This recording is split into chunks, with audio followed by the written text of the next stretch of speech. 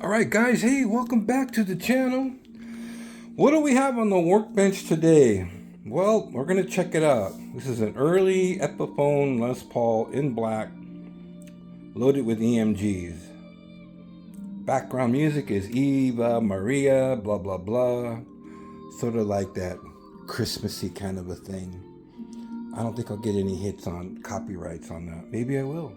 Maybe they'll take it down. Chaw, you're gonna get banned! So yeah, I took back the carbon guitar. I was just kind of like, at the price point of the carbon, it just wasn't really making sense to me. And I like being more practical. It's like, for the price of the carbon, I could buy two guitars. So, why just have one over the top? I didn't really need that guitar. This made more sense.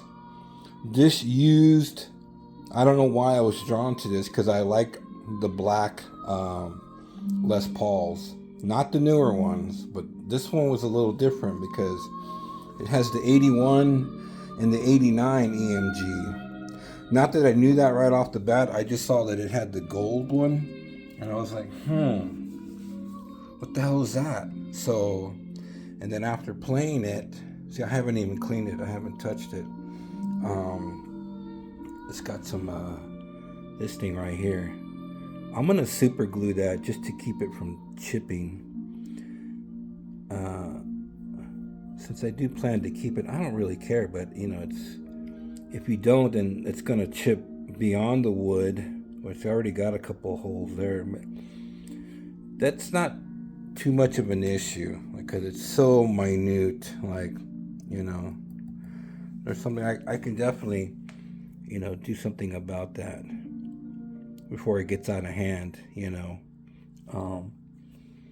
So we'll do something about that nonsense.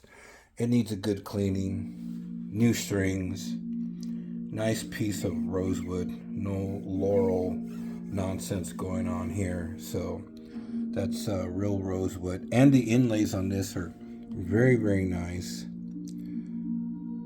Not like a lot of the Les Pauls by Epiphone where there's just very bland inlays. These have a lot of real, they might even be real. I mean, I don't really know. They look real. I mean, could it be fake pearl? Abalone? I've never seen them look that pretty, honestly, to be honest. It's got a lot of color. Could be fake.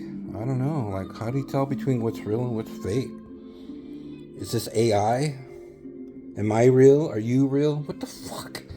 AI is scary, man. Fuck, dudes. The headstock really pops. The abalone on the headstock is really pretty, man. Really got a lot of greenish tone in there. It really I'm thinking it's real, guys. I'm gonna call it it's real. It just looks really, really nice. So this is the Les Paul Custom Epiphone with real Grovers. I don't know how to date these. I'm thinking 2005. That would make this 20 years old. If I'm wrong, if you know the date on that, let me know. I don't know how to read these. Is that the 10th? I don't know how to read that, but real Grover tuners. They seem to be in good condition. Sometimes when you buy used guitars, you got to look out for the plastic bushing if they use them, and sometimes they're cracked or broken. But you can buy those Teflon plastic bushings from Amazon. They are important. They help to really make the tuner nice and plush. The Epiphone itself is not all that elaborate, but these inlays are really, really nice.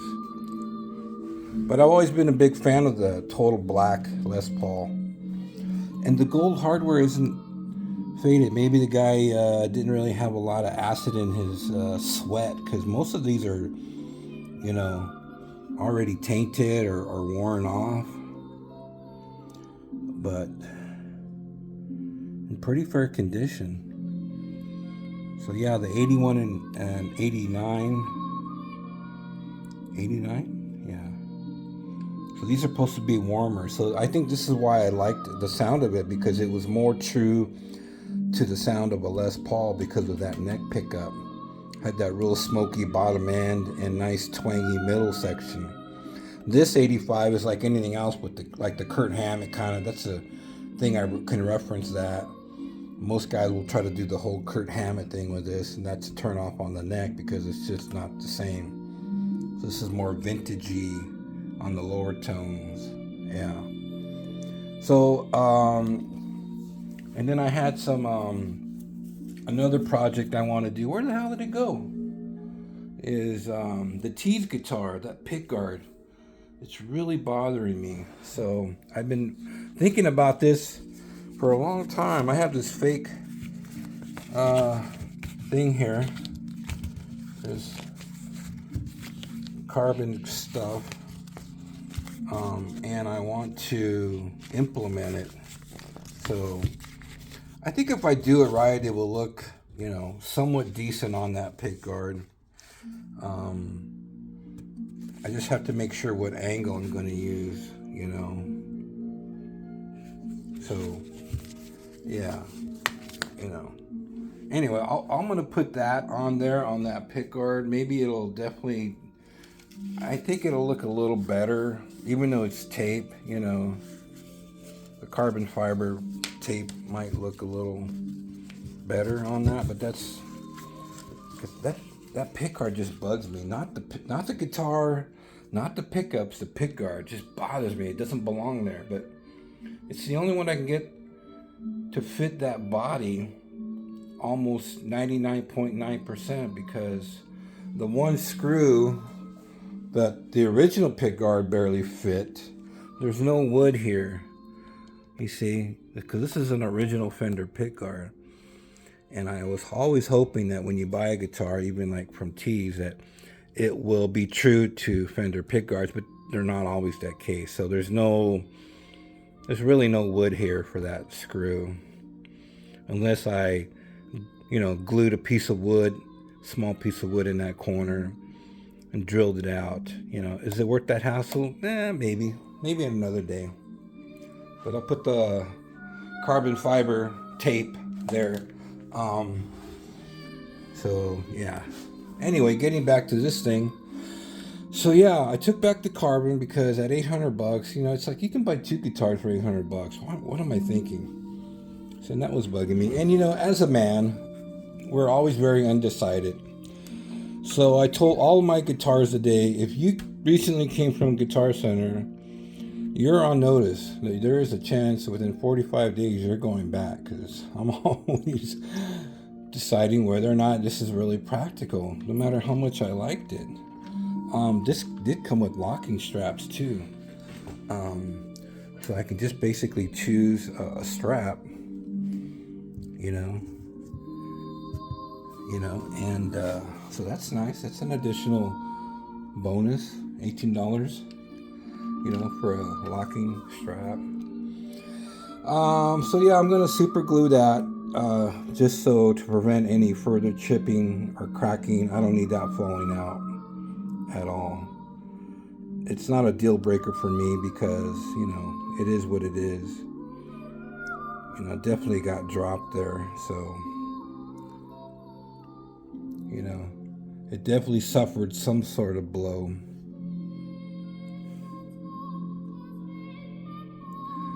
So I'm not worried about this side as much at all, but right here for sure. But it did sound really, really good. And I really like how it played. Very good low action. I'm probably going to raise the lower E string a little bit higher. But it's definitely worth taking a look. I want to see how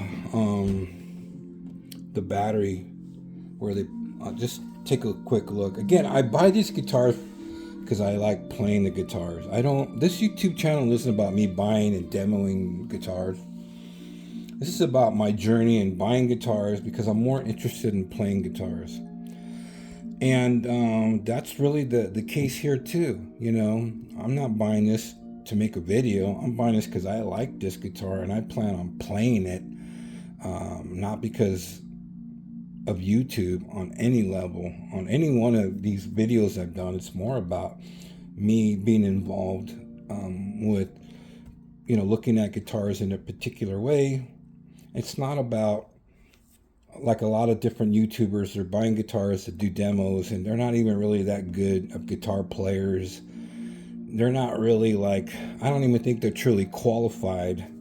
Some of these guys on YouTube are not really truly qualified to even be doing videos when they're not really guitar players. You know, they're basically trying to build a channel for, I don't know, personality references, but as far as true ability to play the guitar, yeah, very few are on there. So this is just me documenting this particular purchase, and this is a nice guitar. It's not super heavy. This is a much lighter Les Paul Epiphone, which I'm really happy about. Like I told you, I don't really like heavy guitars. So there was several reasons why I brought this home. Definitely half price, $390. But I think the quality is much better than a lot of other guitars.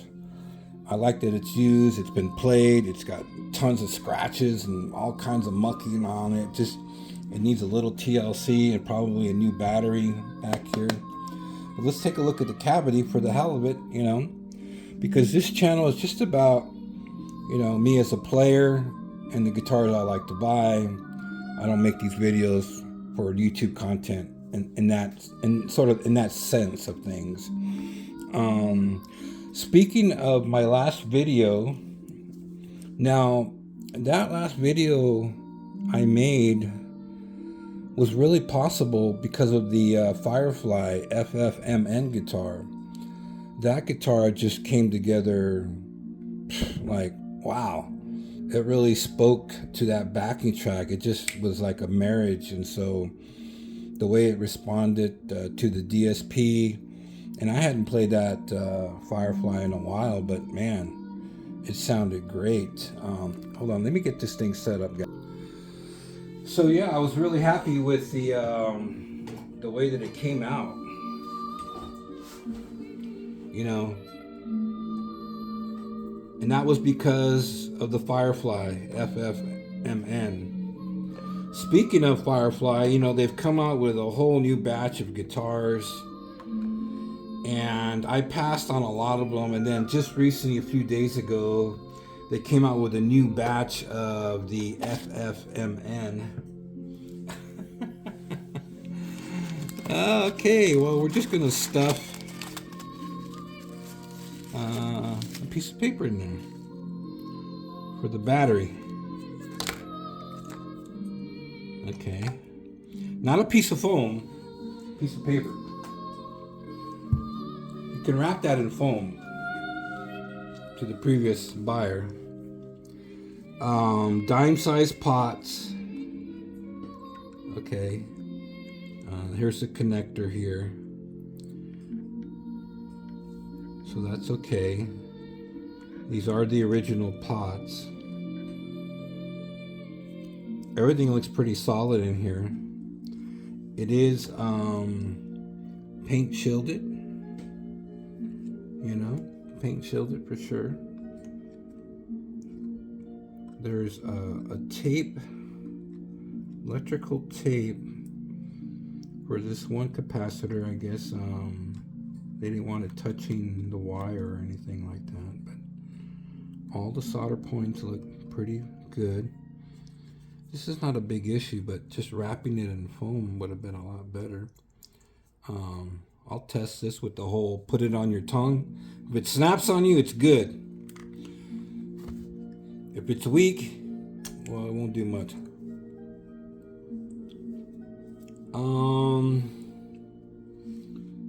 It's good, but it's not that powerful. I actually have a box of 9-volt batteries because I use them with my tuner, so maybe this one will be better. But yeah, so the Firefly Guitar Gardens came out with a whole new batch of FFMNs, and you know what? I had to get one of their newer models. And man, that whole category just vanished. Got wiped out in I think a day. In a day. Oh yeah, this one jumps out a lot more. Got wiped out in a day. And I hesitated just a little bit on pulling the trigger, because that's Firefly number 2 that I got. The other one I'm interested in trying out that I have never really played, and that was the Lotus, the PRS. Look at this on the back of the I guess someone, what does that say? CBOOF? What the fuck is that? Dude, you ruined my back plate. I'm sure they're replaceable. You know? Why would you do that? That's the sign of a Generation X kid, you know? Anyway, everything looked good in here. I have a whole box of these because Amazon sells them pretty inexpensive. How long do they really last? I don't know. This is a product of China also. Amazon Mexico. That's where it's coming out of, but all this shit's in China.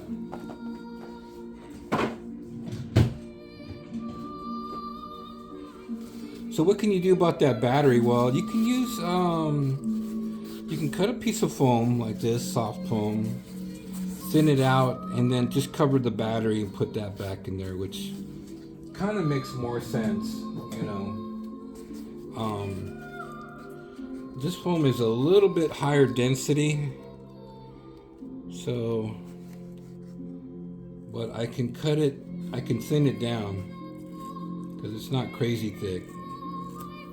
I use this on a lot of the guitars. When I find this packing foam, this soft stuff is really, really nice to put in the back plate, in the springs, and I usually take my razor knife and cut it down and put it on the bottom of the springs, and it just gets rid of all of that spring noise. There's so many different methods for cutting down spring noise on a guitar. So, and I'll just use a razor like this, and then I'll cut it down, you know, because this stuff cuts really, really good because it's really condensed, soft foam. I don't even know where you would buy this, but you know, it cuts like cheese, really, really thin. You know, with a sharp razor, you cut right through it really easy. But I use this stuff religiously on Fender Strats when I'm setting them up to get rid of all of that spring noise.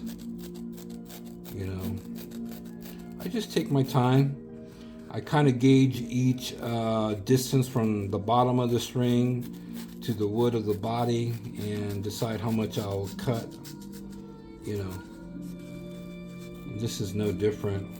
This stuff cuts really easy, you know. It's nothing crazy here. Just a piece of foam.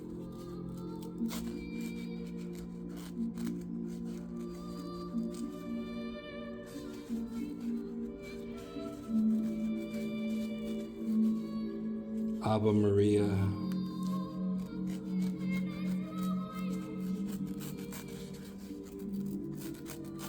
Are you bored yet? You know, there's some YouTubers, man, that really get down and do their deep dives, and it's pretty crazy, you know. So, like, yeah, something like this you can just cover with some tape like that, you know. Just get some electrical tape and you can put it back in there like that. You know, if you're worried about moving it around, then you can actually put again, the soft foam that you're not going to use in there. Oh, I'm digging this toolbox on the side here, guys. Yeah, it really comes in handy, you know. It took me forever and a day to get off my lazy ass and actually put that thing together. But, you know, I could have just bought one. It's so, like, procrastination gets to you, man. It's, like, pretty ridiculous. But, well, who would put a piece of paper in there and not just take the time to do a little better of a job, you know? So we'll kind of fix that. Make this a little snug.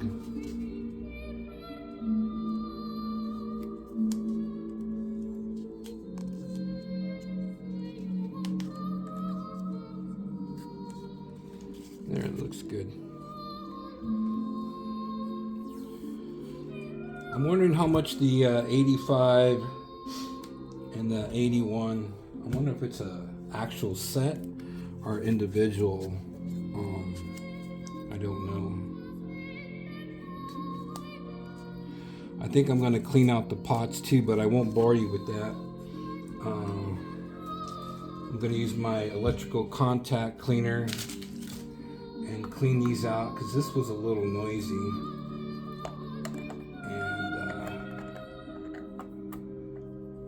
Because you know they haven't been cleaned out.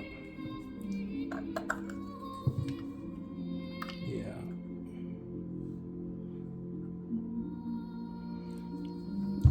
Where's my LED light? It's got a nice switch in there. But I'm definitely gonna clean it out.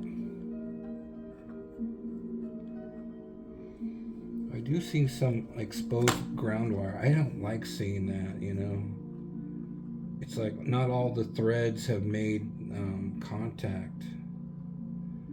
Because maybe it got moved around and twisted, you know. So I'm gonna probably move that out a little bit. But I don't like seeing exposed wire like that. So this wasn't long enough. So it's gonna give me a hard time. All right, guys. Well, hey, thanks for hanging out. I'm not gonna bore you with this other thing, but this other process. I cut it even shorter. What an idiot. Okay, that should be long enough. Oh, so getting back to, the before I go, Guitar Gardens, FFMN. I pulled the trigger on the Lotus, inspired by PRS model. I actually have never played that model, so I'm looking forward to that. And then I also pulled the trigger on a FFMN, one of their newer ones. So I'm looking forward to that, you know. So I'm gonna clean this out before anything else, and then now when I spray these out with the contact cleaner, what an idiot. I'll get a paper towel in the corner to absorb all of the fallout, because this is like a liquid. It takes a while for it to dry, but all of that liquid, I'm gonna stand the guitar up and spray out the pots and have a paper towel to absorb all of that, because it will, you know, as a liquid, come down out of there. But that's it, guys. So there you go. If you know the date of that of this particular guitar, drop it in the comments. If you're picking up a new Firefly, let me know which FFMN you got, because they came out with 3 models and they all got sold out within a day. Got totally wiped out. One of them was like an EVH, the black one with the with that whatever that red button is for, you know. kill switch thing. That was kind of cool.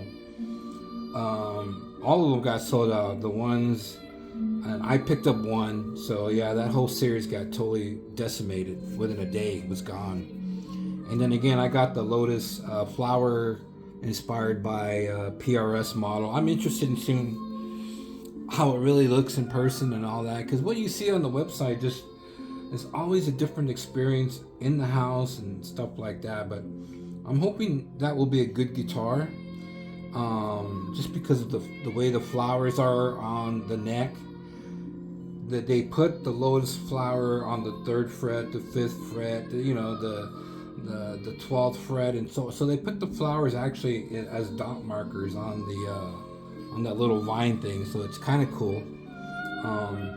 Some of the guys I saw demoing that, they don't really play that well, so it's always hard for me to gauge the true essence of a particular model when the person demoing it doesn't jack it all up by doing a drop C tuning and then rocking out, and you don't really hear the guitar at either standard tuning or at least a half step down, which is pretty normal, and you're not really hearing the guitar. It's usually all saturated bullshit, and I want to hear the fucking guitar. Like, how do the pickups really sound? How do they really sound in a clean environment with some little bit of reverb there and delay maybe?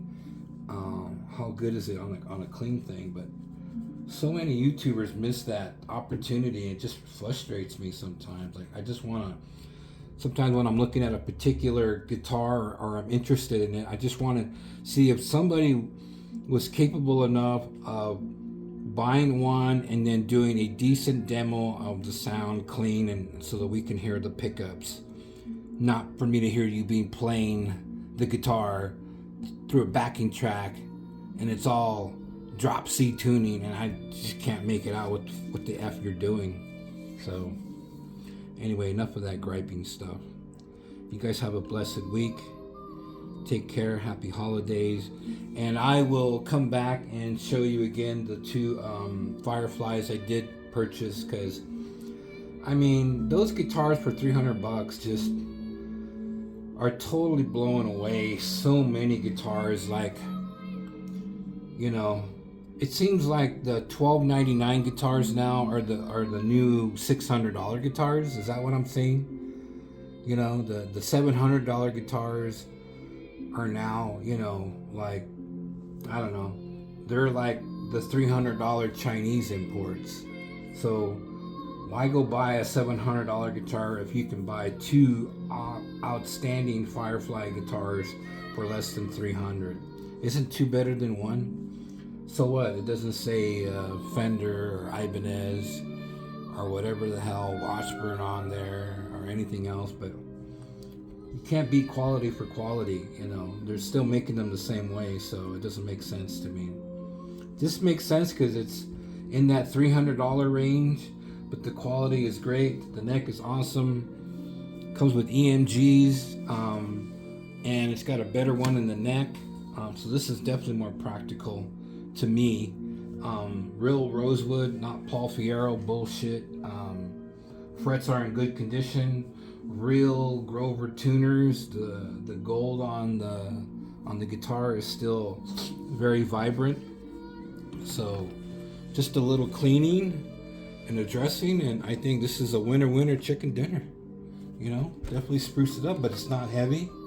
This is a nice guitar. I only tried this. I looked at all of the guitars at San Bernardino, and this was really the only one that made sense for the money. At what was it, $379? I don't know. It was like $349. This definitely, for the quality, it just stood out. Like, it stood out. And I grabbed it and played it and I said, wow, this is a nice guitar, man. I can't believe it. Wow. So it seemed to be more practical to me. Anyway, guys, have a blessed week, and thanks for joining me on this day.